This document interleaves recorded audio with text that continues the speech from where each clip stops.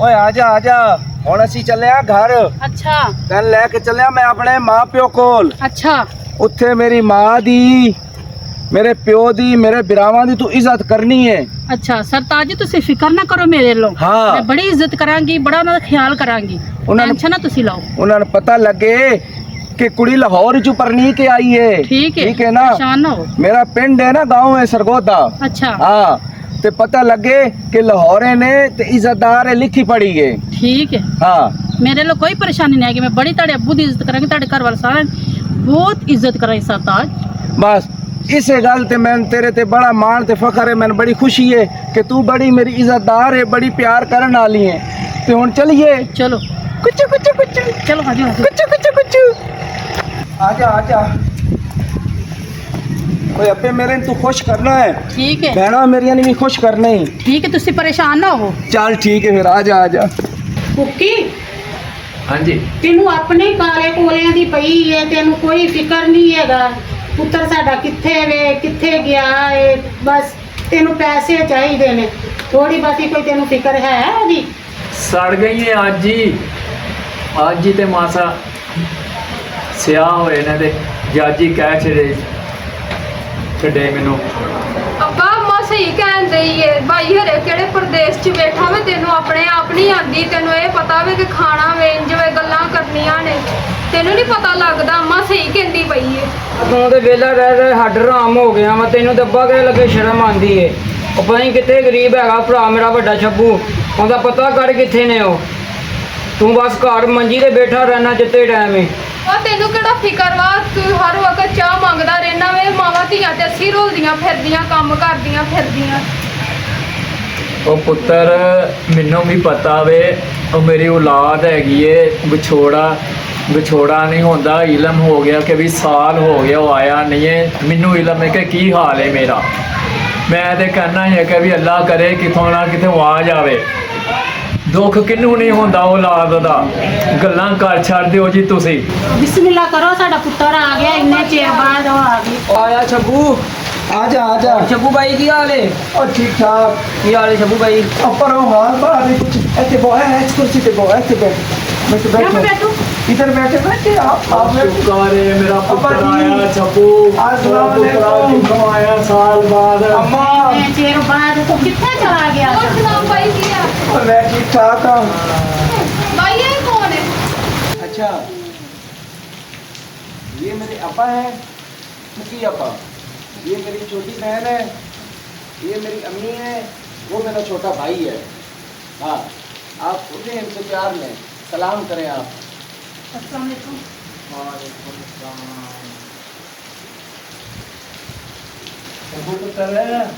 जी अब्बा।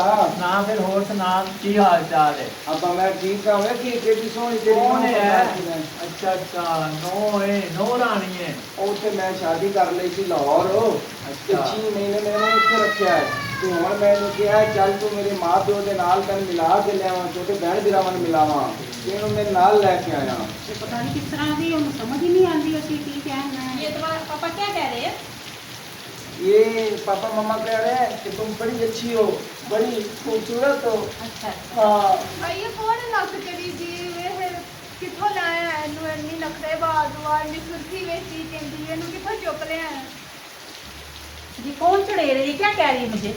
ये कह रही है कि मेरी भाभी बड़ी खूबसूरत है। अच्छा, ये आपकी तारीफ कर रही है। अच्छा अच्छा। हाँ हाँ भाई कन्या ने चोरी चोरी शादी कर ली की गल, असीं तेरी शादी नहीं करनी थी। काम को मैंने कोई आंदा या नहीं आंदा? सबो इन्हां दी रोटी करनी आंदी है, झाड़ू मार लेंदी है। ये दस इन्हें की है की तू लिया दी ले आया? ये छिपकली के मुंह वाला क्या बकवास कर रहा है? वो कह रहा है मेरी भाभी बड़ी लिखी पड़ी है, साढ़े घर के सारे काम करेगी। अच्छा अच्छा हाँ ठीक है। हाँ। तब्बू पुत्र कितों ले आया जी खमीरी रोटी, मूँह ते वेख ला। ये तुम्हारा बाप क्यों है? ये जवानी में क्या दुख खाते रहे? नहीं लोग नहीं खांदा सी, तो गर्मी होंदी ना, गर्मी ते काम धंधा दिहाड़ियां बड़ियां करदा सी, लोकां दी बकरियां चुगांदा सी, अच्छा अच्छा। ते धुप ते फिर के ओदा रंग काला हो गया। हाँ ਭਾਈ ਇਹ ਕਿੱਥੋਂ ਚੁੱਕ ਲਿਆ ਹੈ ਨੱਕ ਚੜੀ ਜੀ, ਨਾ ਇਹਨੂੰ ਸਾਡੀ ਸਮਝ ਆਉਂਦੀ ਨਾ ਇਹਨੂੰ ਸਾਡੀ ਆਉਂਦੀ ਹੈ। ਇਹ ਕਿੱਥੋਂ ਚੁੱਕ ਲਿਆ ਸੀ? ਖਾਨਦਾਨ ਚ ਆਪਣੇ ਵਿੱਚ ਕੁੜੀਆਂ ਮੁੱਕਦੀਆਂ ਸੀ। करेले के मुंह वाली शिवपुरी ये खज्जी का बूटा क्या कह रहा है? ये कह रही है कि मेरी भाभी लिखी पढ़ी है ना, बड़ी खूबसूरत है, घर का काम करेगी, मेरे माँ प्यो की खिदमत करेगी, ये कह रही है। अच्छा हाँ हाँ। इसका मुंह ऐसे जैसे वो होती तोरी, चुप हालो करके रब्बा मुंह इसका ऐसे हाँ। जैसे करेला लटका होता है बाल के साथ।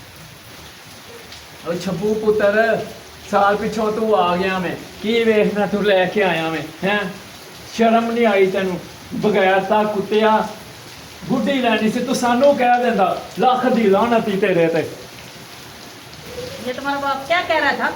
वो बाप कह रहा है कि तू बड़ी चंगी है, अच्छे खानदान की है, बाप ये कह रहा था। अच्छा अच्छा।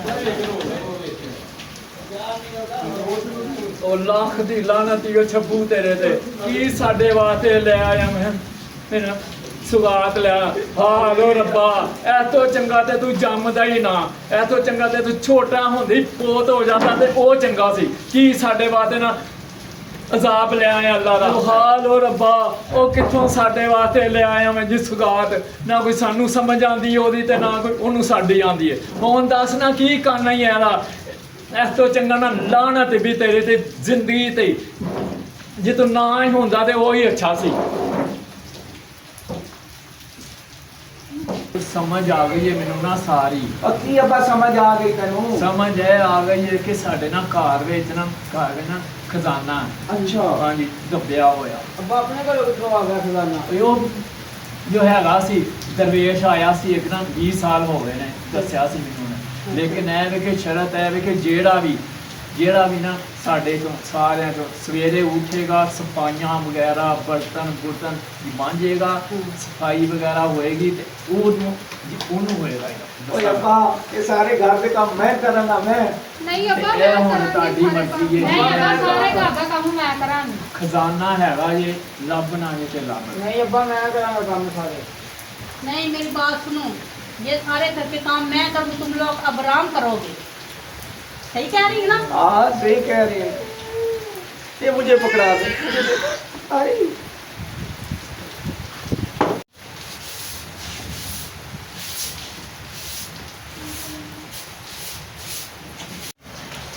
ਇਹ ਵੇਖਿਆ ਜੇ ਨਾ ਸਮਝ ਨਹੀਂ ਸੀ ਆਉਂਦੀਆਂ ਗੱਲਾਂ ਦੀ ਇਹ ਹੁਣ ਉੱਠੀਏ ਕਿ ਨਹੀਂ ਸਫਾਈ ਵਾਸਤੇ ਸਮਝ ਆਈ ਕਿ ਨਹੀਂ ਹੁਣ ओ